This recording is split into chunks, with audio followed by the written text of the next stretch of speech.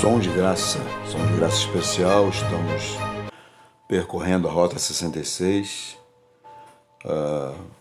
procurando discernir, conhecer a Carta de Deus, a Bíblia, e nós estamos em Êxodo. Chegamos à estação 34 e vamos ver uma oferta que Moisés não pôde recusar. Então o Senhor disse a Moisés: desça, porque o seu povo, que você tirou do Egito, corrompeu-se. Êxodo 32, versículo 7. Se você tem filhos, já aconteceu de você ter ficado chateado com eles e dizer a seu cônjuge: eles são seus filhos e não meus. Já aconteceu isso com você? Infelizmente, tem muitas pessoas que usam desse expediente. Eu mesmo cresci ouvindo muito isso. Você já viu seu filho? Já viu que seu filho fez isso e tal? Muito estranha essa expressão. É natural quando alguém que amamos não se comporta como esperamos, temos a tendência de nos distanciarmos do ofensor.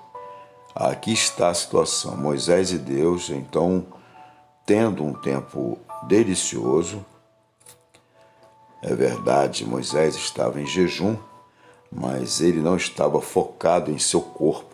Ao longo de dias, Deus revelou planos para um tabernáculo requintado, onde o povo de Deus, o povo de Israel, na verdade, pudesse encontrá-lo.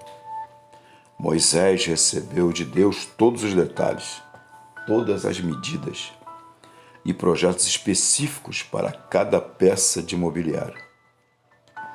Então, de repente, Deus irrompe. É uma mudança total de humor.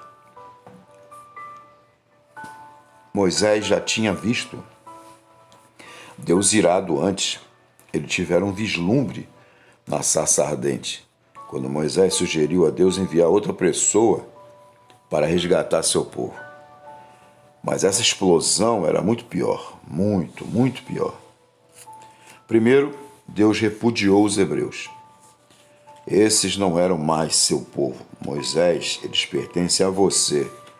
Você lida com eles. Moisés provavelmente se perguntou o que poderia ter produzido tal ultraje. Deus explicou: o povo se desviou depressa do caminho que eu lhes ordenei.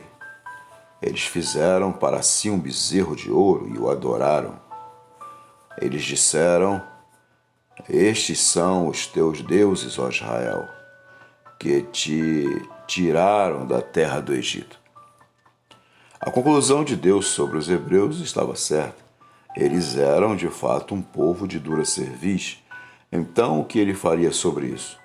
O que Moisés ouviu de Deus o deixou absolutamente abalado. Deixe-me em paz. Estou com tanta raiva que eu vou destruir todos eles. Eu vou começar de novo.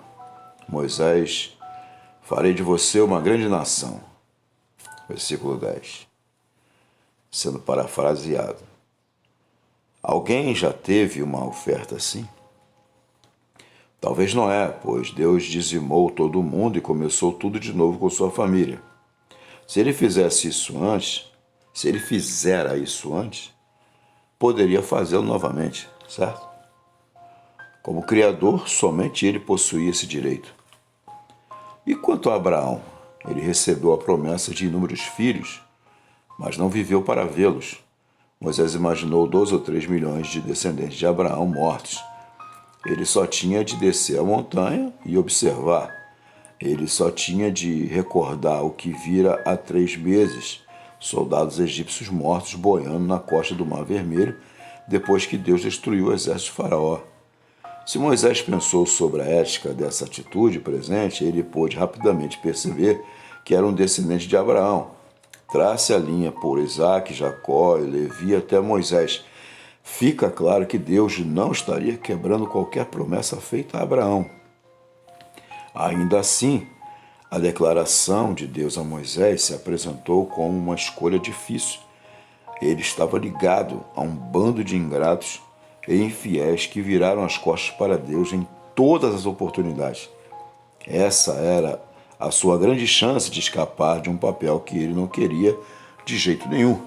A história seria limpa e ele poderia tornar-se o patriarca de uma grande nação.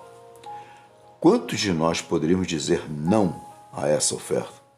No entanto, Moisés sentiu uma pesada responsabilidade. Ele, desde o princípio, decidiu deixar o palácio do faraó e escolheu defender Israel. Como ele poderia agora virar as costas para essas pessoas? Como Moisés poderia acalmar a fúria de Deus? Como é que alguém faria isso?